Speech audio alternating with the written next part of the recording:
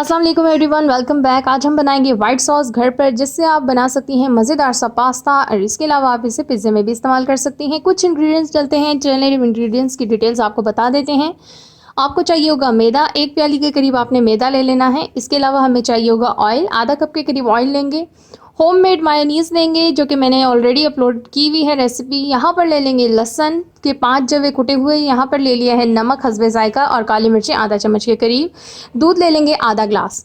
चले जल्दी से बना लेते हैं अपनी रेसिपी। तो यहाँ पर हमने पैन ले लिया है और मीडियम फ्लेम पे ऑयल को गर्म करेंगे। सबसे पहले 2 चम्मच के करीब हमने इसमें ऑयल ऐड करना है।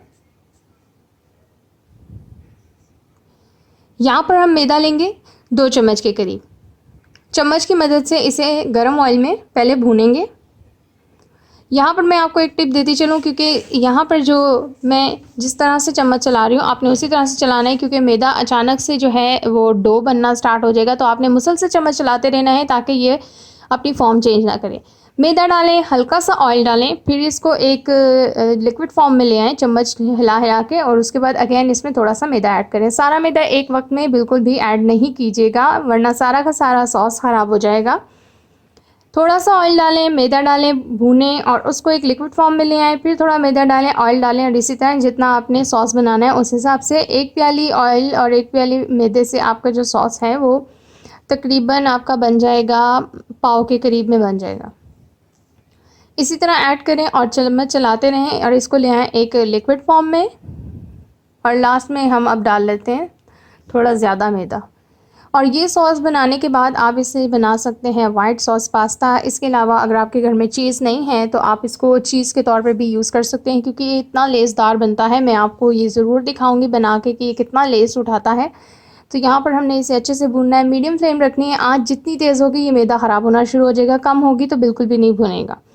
देखिए अब हमने इसमें डाल दिया है दूध, जो कि हमने रखा था। दूध भी इसी तरह ऐड करना है, थोड़ा थोड़ा करके। पहले थोड़ा दूध डालें, मैदे को अच्छे से, दूध और मैदे को अच्छे से मिक्स होने दें, एक लिक्विड फॉर्म बनने दें। उसके बाद थोड़ा और दूध डालें। अगर दूध कम पड़ जाए तो आप और दूध डाल सकती हैं। ज़रूरी नहीं है कि मैंने आधा ग्लास बोला है तो आपने आधा ग्लास ही डालना है, उसके बाद नहीं डालना। आपको लगता है कि ज़रूरत है, इसे हमने थोड़ा सा और ज़्यादा पतला बनाना है, तो आप इसमें और दूध ऐड कर लें। लेकिन चम्मच को मुसलसल चलाते रहना है, क्योंकि इसमें गुठलियाँ बनना स्टार्ट हो जाती हैं, जो कि ठीक नहीं है। ये देख लें, शेप इस तरह की कुछ आनी चाहिए। इसके बाद हम डाल लेते हैं लहसुन के जवें, जो इसमें एक अच्छा सा गार्लिक सा टेस्ट लाती है।